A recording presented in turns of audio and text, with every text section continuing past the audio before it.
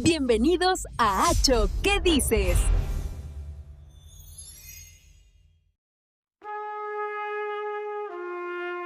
Imaginen por un momento una fortaleza en la cima de una montaña, a casi 500 metros sobre el mar, Una altura considerable. con unas vistas que, en un día claro, dicen que llegan hasta la costa de África. Pero ojo, no es una fortaleza medieval. Para nada. Es una maravilla de la ingeniería militar del siglo XX, con una arquitectura que, y esto es lo que no te esperas, parece sacada de la imaginación de Gaudí. Totalmente. Es una imagen muy potente, la verdad. Y es que hoy vamos a analizar a fondo la batería antiaérea del Monte Roldán, en Cartagena. El material que hemos reunido para esta inmersión es fascinante, porque nos cuenta muchas historias a la vez. No es solo un manual de artillería, ¿verdad? ¿Qué va? Hay crónicas de guerra, análisis arquitectónicos y, bueno, también testimonios sobre su abandono. Entonces, nuestro objetivo aquí es entender por qué esta construcción, que hoy está en ruinas, es mucho más que un simple vestigio militar. Eso es. Porque, por lo que dices, es un monumento a la arquitectura, a la ingeniería y, sobre todo, un testigo silencioso de uno de los momentos más convulsos de nuestra historia. Has dado en el clavo. No hablamos solo de unas ruinas, ¿eh? La batería de Roldán es un punto donde convergen el plan de defensa de 1926, la vanguardia arquitectónica de los años 20 ¿Y la guerra civil? y los episodios más dramáticos de la guerra civil en el Mediterráneo. Es un lugar que nos explica, en piedra y hormigón, cómo una base naval estratégica intentó defenderse de una amenaza que era completamente nueva, los ataques desde el cielo. Pues empecemos por lo más básico, que a menudo es lo más importante, el lugar. ¿Por qué ahí? Buena pregunta. Está en la cumbre del Monte Roldán, a 485 metros de altitud. Las fuentes que hemos manejado lo describen como el punto más elevado de todo el sistema defensivo. Claro, desde allí arriba la visión de 360 grados debía ser impresionante. Una atalaya perfecta. Absolutamente perfecta. Y esa posición no solo tiene un valor militar. El monte es un espacio natural de gran importancia, un lugar de importancia comunitaria. Ajá. Pero lo que más me gusta es cómo el saber popular se mezcla con la vida de la batería. Hay un refrán local que dice: cuando el Roldán lleva montera, llueve aunque Dios no quiera. Me encanta. La montera son las nubes que coronan la cima antes de la lluvia, ¿no? Exacto. Es increíble pensar en los soldados destinados allí usando ese mismo dicho popular para saber si les esperaba un día de sol o de humedad calándoles los huesos. Y arriba. Ese refrán no era solo folclore para ellos, era un parte meteorológico de primera mano. Ya me imagino. Pero bueno, volviendo a la estrategia, esa ubicación no fue un descubrimiento de los años 20. Para nada. Ah, ¿no? El valor del Monte Roldán era evidente desde mucho antes. Ya en 1886, casi 40 años antes de que se pusiera la primera piedra, se había autorizado la compra de los terrenos para construir un fuerte. ¿Y por qué tardaron tanto? Si era un lugar tan obviamente estratégico. Pues ahí entran en juego la burocracia, los cambios de planes de defensa y sobre todo el cambio en la naturaleza de la guerra. La aviación. La aviación. La necesidad de un fuerte tradicional se vio superada por una nueva urgencia. La construcción de la batería antiaérea fue la respuesta tecnológica del siglo XX a esa necesidad geoestratégica que llevaba casi medio siglo esperando. Era la modernidad, llegando a una montaña que siempre había vigilado Cartagena. De acuerdo, vamos a desgranar esto, porque es en la arquitectura donde la historia se vuelve realmente sorprendente. Aquí viene lo bueno. Uno piensa en una fortificación militar y se imagina algo funcional, gris, austero, hormigón puro y duro. Lo típico, sí. Pero las descripciones de Roldán hablan de una arquitectura, y cito, inspirada en líneas vanguardistas que recuerdan las obras gaudianas, con toques modernistas y neoegipcios. Espera, ¿estamos hablando en serio? Gaudí, en una batería antiaérea. Suena que alguien se equivocó de planos. Suena increíble, pero es real. Y es lo que hace a Roldán única. Es una dualidad fascinante. Por un lado, tienes una funcionalidad militar impecable. Todo se construyó muy rápido, ¿eh? Las edificaciones principales entre 1928 y 1929. En apenas un año. Se pensó en todo. 4 emplazamientos para los cañones, depósitos de munición subterráneos para protegerlos de los bombardeos y una guarnición completamente autosuficiente, con dormitorios, cocina, aljibes para el agua. ¿Podían resistir allí semanas? Semanas. Y para llegar hasta allí arriba tuvieron que hacer una carretera, que por lo que he leído fue una obra de ingeniería en sí misma. Durísima, me imagino. Durísima. La pista de acceso tardó en completarse hasta 1932. Fue un trabajo titánico, casi tan complejo como la propia batería. Pero volviendo a la estética, que es lo que te sorprendía, esa es la otra cara de la moneda. Se tomó una decisión consciente de no hacer algo meramente funcional. ¿Hubo una intención? Hubo una audacia estética inusual para la época y para este tipo de construcción. ¿Y cómo se manifestaba esa audacia? ¿En qué detalles se ve ese toque, digamos, gaudiano? Pues, por ejemplo, en los puestos de mando, en lugar de ser simples búnkeres de hormigón, se camuflaron con bloques de piedra irregular de la propia montaña. Para integrarlos en el paisaje. Para mimetizarse, exacto. El efecto, según lo describen los análisis arquitectónicos, es telúrico y primitivista. Parece que la montaña misma se ha convertido en un puesto de vigilancia. ¡Qué imagen! Y luego está la fachada de los arsenales, con sus paramentos de estilo modernista. Es casi una declaración de intenciones artísticas. Esta batería no solo estaba diseñada para defender, También para representar algo. también para representar el espíritu de una época, una modernidad que llegaba incluso a la arquitectura militar. Es asombroso. Una fortaleza que no quería ser solo una máquina de guerra, sino también parte del paisaje y de su tiempo. Y toda esta audacia arquitectónica tenía un propósito muy serio, claro: defender la base naval con la mejor tecnología disponible. ¿De qué tipo de potencia de fuego estamos hablando exactamente? Eran los mejores dientes que el dinero podía comprar en ese momento. La batería estaba equipada con 4 cañones antiaéreos Vickers de 105-45 milímetros de fabricación británica. ¿La mejor tecnología? La más puntera, sin duda. Vale, el nombre técnico suena impresionante, pero ¿qué significaban esos números en la práctica? Si un bombardero enemigo se acercaba a Cartagena, ¿qué es lo que vería y oiría desde el Monte Roldán? Lo que oiría sería aterrador. Estamos hablando de un alcance horizontal de 13.400 metros 13 kilómetros. y un techo de fuego efectivo de 7.000 metros. Para ponerlo en perspectiva, los bombarderos de la guerra civil, como el Heinkel 111 alemán o el Savoia Marchetti italiano, solían atacar desde altitudes de entre 4 y 5.000 metros. O sea que estaban perfectamente dentro del alcance letal de los cañones de Roldán. Totalmente. No tenían dónde esconderse en el cielo. Y la velocidad del proyectil era de 800 metros por segundo. Eso es más del doble de la velocidad del sonido. Exacto. El avión enemigo sería alcanzado por el proyectil antes de que le llegara el sonido del disparo. Madre mía. Pero lo más increíble es que estos cañones eran muy versátiles. Podían disparar casi en vertical, a 90 grados, pero también apuntar hacia abajo, a -5 grados, Hacia el mar. hacia el mar. Esto les permitía actuar no solo como batería antiaérea, sino también como batería de costa contra objetivos rápidos como lanchas torpederas o incluso submarinos en superficie. Era un arma total. Pero claro, disparar a un punto fijo es una cosa y acertar a un avión que se mueve a cientos de kilómetros por hora es otra muy distinta. ¿Cómo lo hacían? Ahí está la clave de todo el sistema.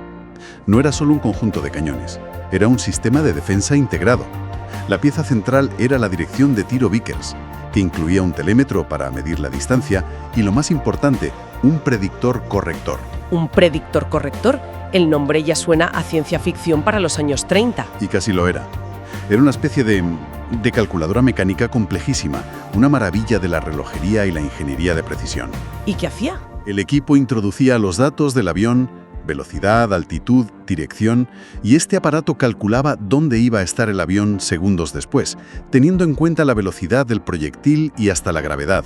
O sea, que no disparaban a donde estaba el avión, sino a donde iba a estar. Justo.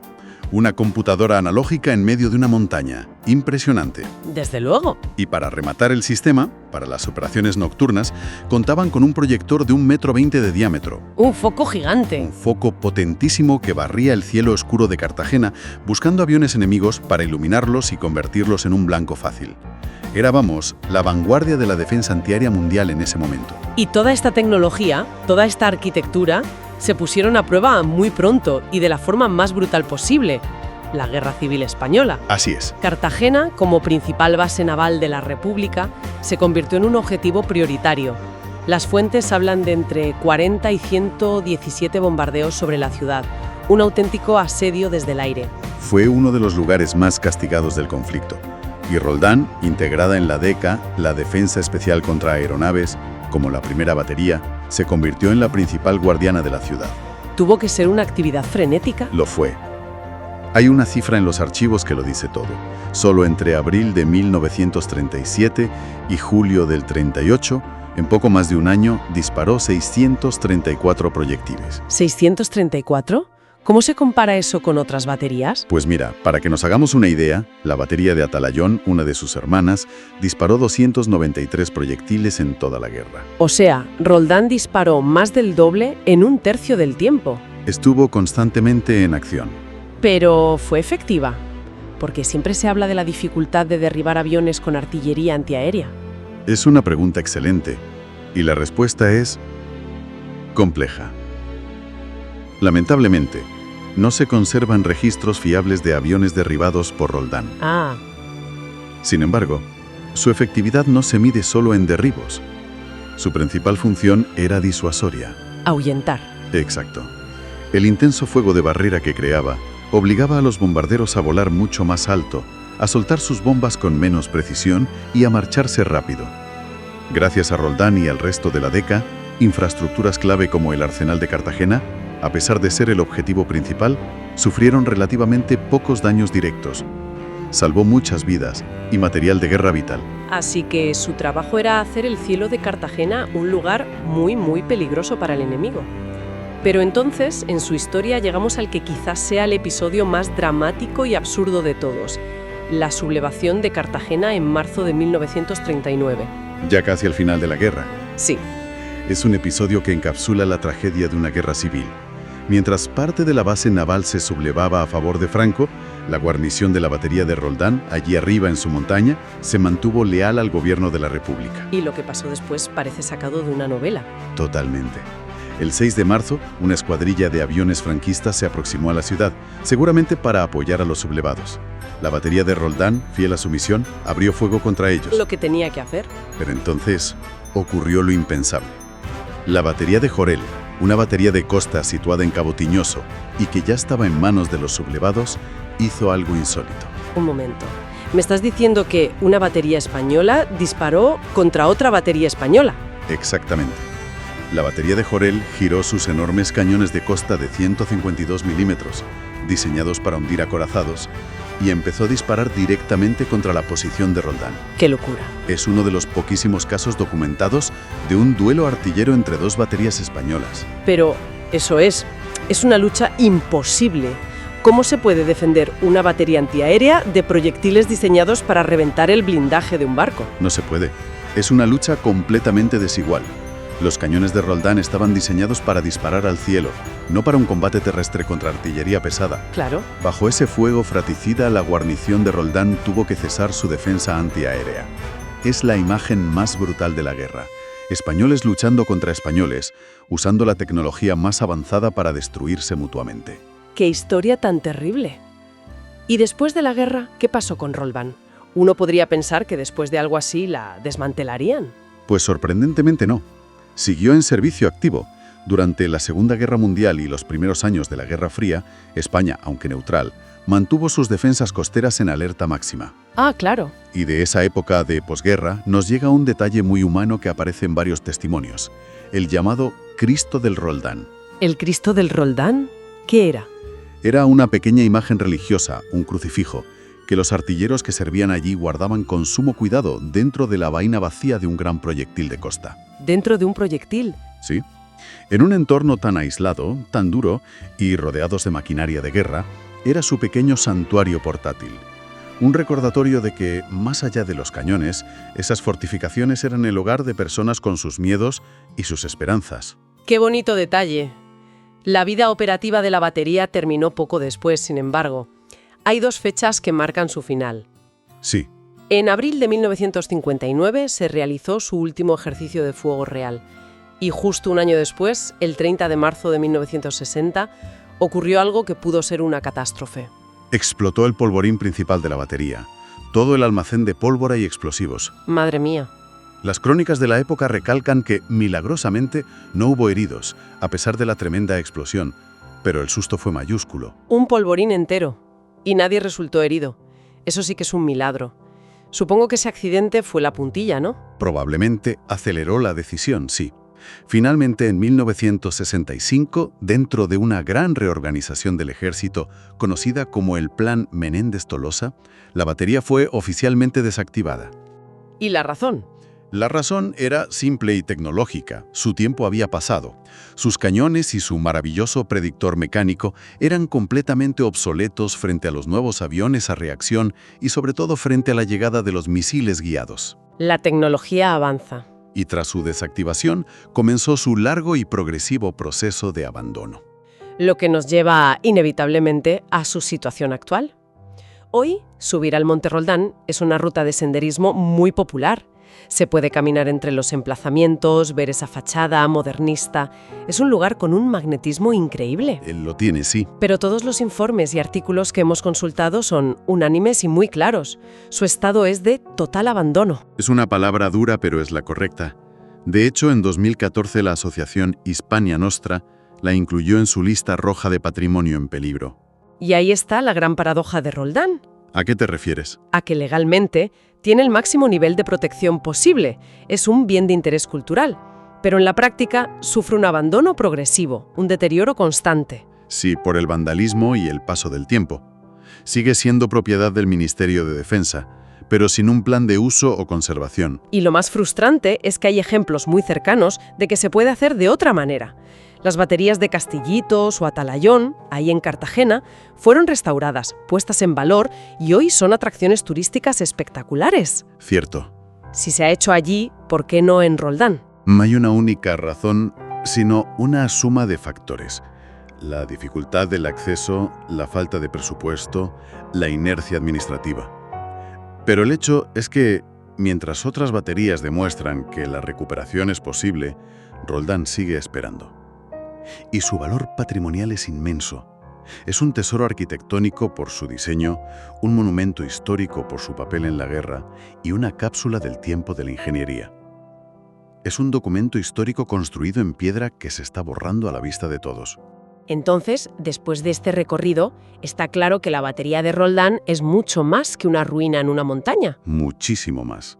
Es un cruce de caminos donde se encuentran la vanguardia arquitectónica, la innovación en ingeniería militar y la cruda, brutal realidad de una guerra fratricida. Un lugar que lo ha visto todo. Y la historia de Roldán y su estado actual nos obligan a plantear una pregunta importante. A ver. El éxito en la restauración de sus baterías hermanas demuestra que recuperar este patrimonio no es una utopía, es perfectamente posible. La cuestión entonces no es si se puede salvar, sino qué elegimos salvar y por qué. Es una buena reflexión. Al dejar que un lugar con una historia tan compleja, tan rica y también tan incómoda se desvanezca entre la maleza y los grafitis, ¿qué parte de nuestra memoria colectiva estamos permitiendo que se borre con él? No se trata solo de conservar un edificio, sino de decidir qué relatos del pasado consideramos lo suficientemente importantes como para seguir contándoselos a las futuras generaciones.